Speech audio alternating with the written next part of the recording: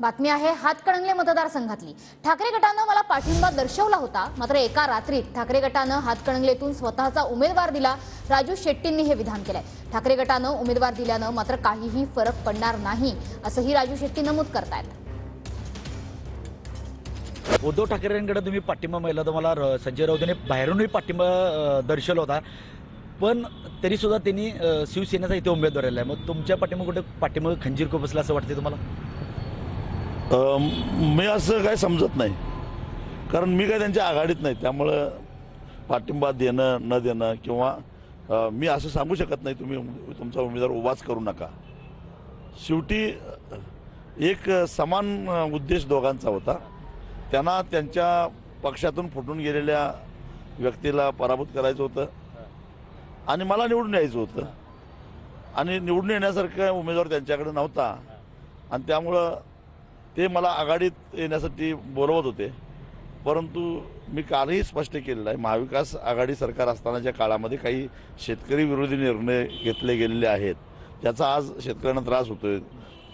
2-3 टप्प्यामध्ये FRP, भूमी अधिग्रहण कायद्यात दुरुस्ती केल्यामुळे आज 27,000 एकर जमीन शेतकऱ्यांची कवडीमोल किमतीनं घ्यायच्या तयारीत सरकार लागलेलं आहे।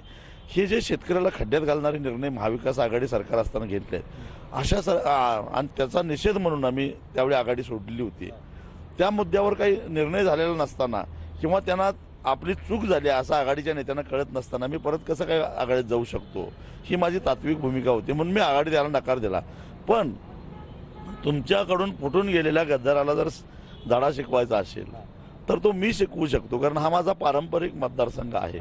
त्यामुळे तुम्ही तुमचा उमेदवार उभा करू नका असं माझं त्यांना सांगणं होतं।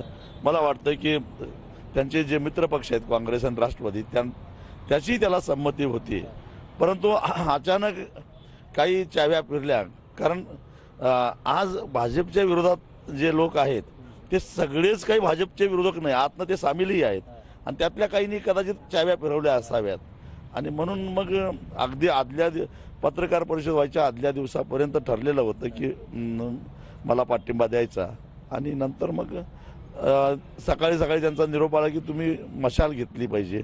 हे कदापि शक्य नाही। मी माझ्या व्यक्तिगत स्वार्थासाठी माझी निवडणूक सोपी व्हावी म्हणून चळवळपणाला लावणार नाही, किंवा मी माझ्या शेतकऱ्यांना वाऱ्यावर सोडणार नाही, ज्यांनी मला जपलेलं आहे मी त्यांना वाऱ्यावर सोडणार नाही, अशी स्पष्ट भूमिका घेतली। कॅमेरामन निखिल विशेष मी साईनाथ जाधव, TV9 मराठी, इचलकरंजी।